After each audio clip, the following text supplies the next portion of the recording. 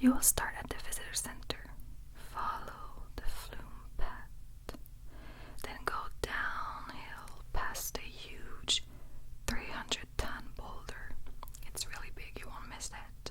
Then you cross the Pimage-Wesset River on a scenic covered bridge on the way to Boulder Cabin. From Boulder Cabin, follow the flume path uphill through the Flume Gorge for 483 meters. At the top of the gorge, continue downhill on the ridge path to the pool. You then walk across the Sentinel Pine-covered bridge and follow the Wildwood path back to the visitor center, so back to me. You may shorten your walk by riding the bus from the back of the visitor center to Boulder Cabin, but to be fair, I suggest you to walk, because you will miss so many places to see, like so many scenic view. But it's your choice. The bus operates from late June through mid-October, and your total riding and walking time would be about an hour, so it's fairly easy for families and all types of person. If you prefer to visit the flume, you may cover the 1,117 meters distance by riding the bus to Boulder Cabin and walking from there. At the top of the gorge, follow the rim path back to the flume path and return to Boulder Cabin to take the bus back to the visitor center. The total round trip riding and walking time would approximately be 40 minutes. So not that bad. Take notes though. For your safety, do not walk on the flume bus road. Please stay on the gravel trails and behind the railing. So that way you won't get hit by our bus. Sometimes the driver can be special.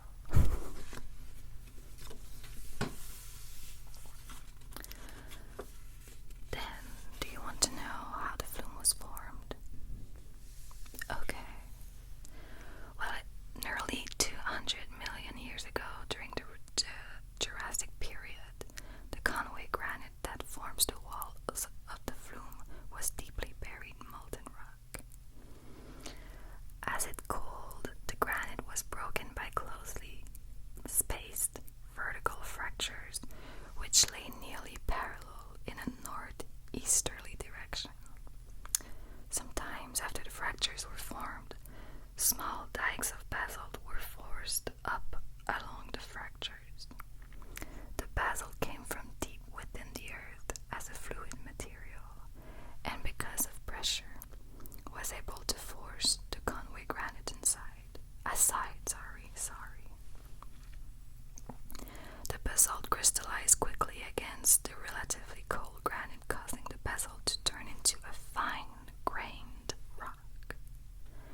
If this material ever reached the surface, it would have become lava flow. So super interesting, don't you think? Erosion gradually lowered the Earth's surface and exposed the dikes. As the overlying rock was worn away, pressure was relieved and horizontal cracks developed, allowing water to get into the rock's layers. The basalt dikes eroded faster than the surrounding Conway granite, creating a deepening valley where the gorge is now.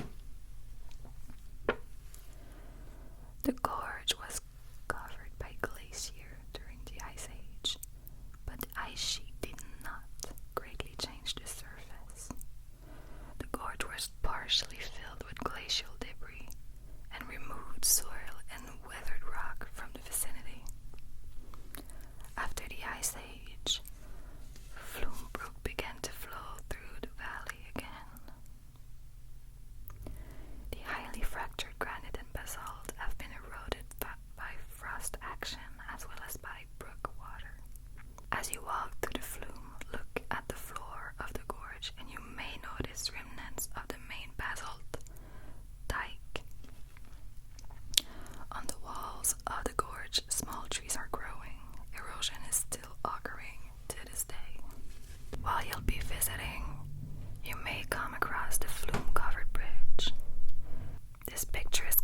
bridge is one of the oldest in the state.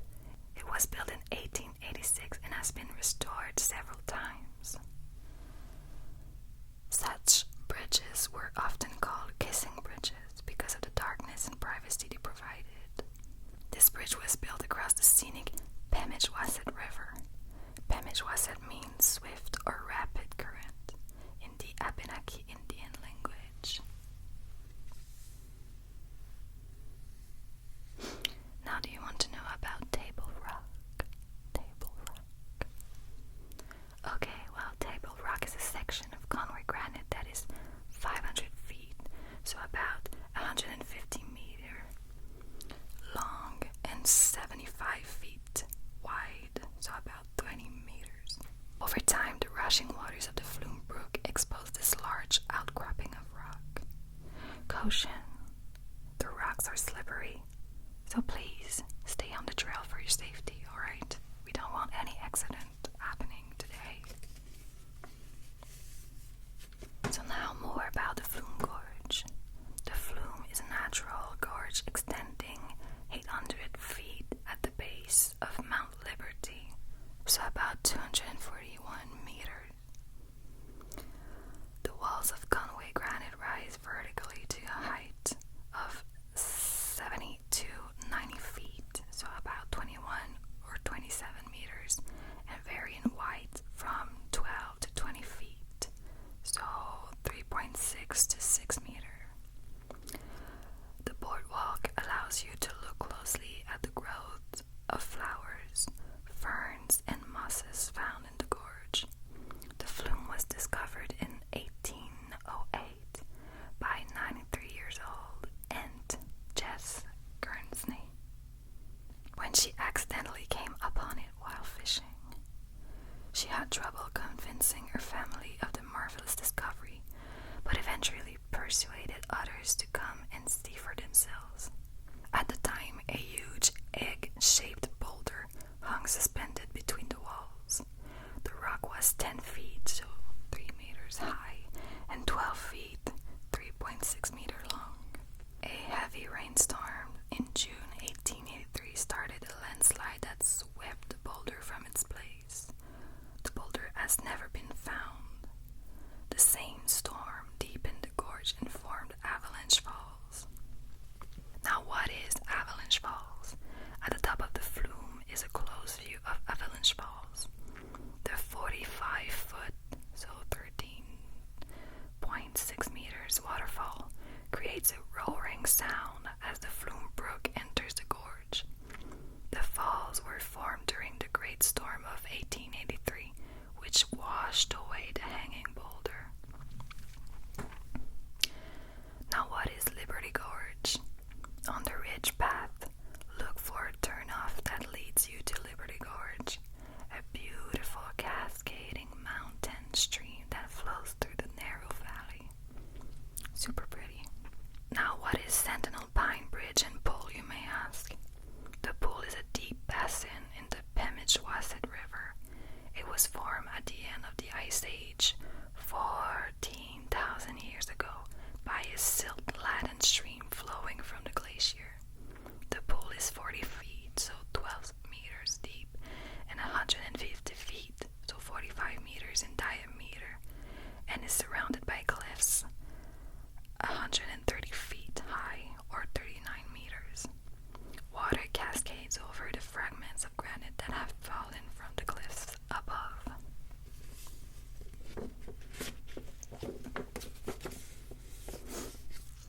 On the high cliff above the pool, the sentinel pine stood for centuries, with a circumference of 16 feet, 4.8 meters, and nearly 170 feet, so 53 meters high. The tree was one of the largest in the state. The hurricane of September 1938 uprooted the giant pine whose trunk bridges the river above the pool and forms the base for the covered bridge. The bridge offers a fine view of the pool. Then what about the Wolf Den? This is a narrow one-way path that involves crawling on your hands and knees and squeezing through rocks. Trust me, it's super fun.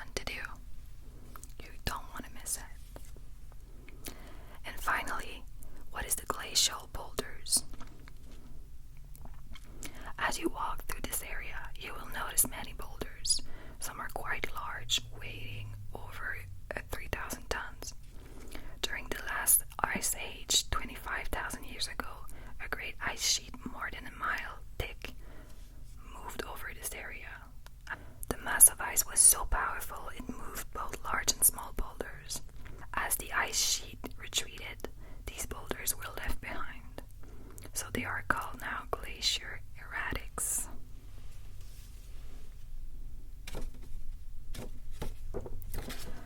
After your visit, if you want any other attraction in Franconia Notch State Park, you may also like Cannon Mountain Aerial Tramway or Eco Lake Beach.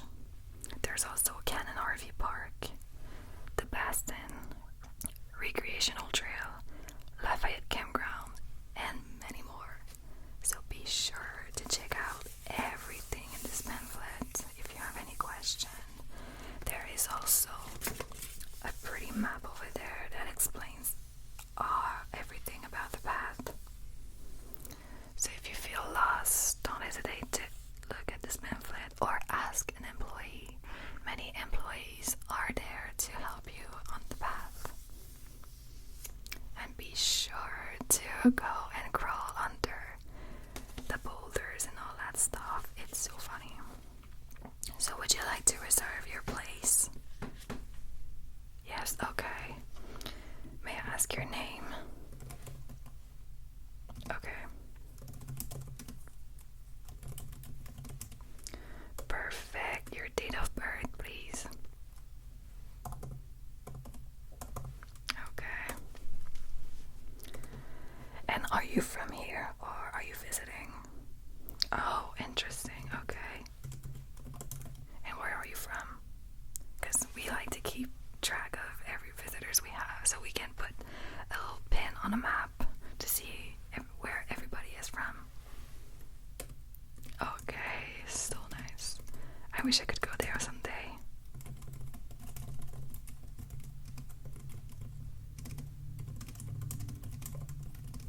Alright. Would you like to pay cash or credit? Okay, let me just... Okay. You can pay at the end, don't worry. I won't mind. There's also a souvenir shop if you want to pass by there before you leave or right now. It's as you wish. I'm just gonna finish up the form over here. Just give me a sec.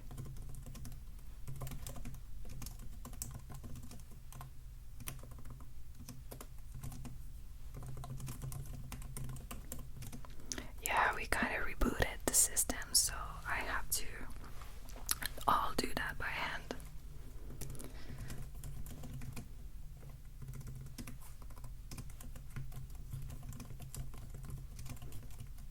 Alright, you're all set for your visit to the Flume Gorge.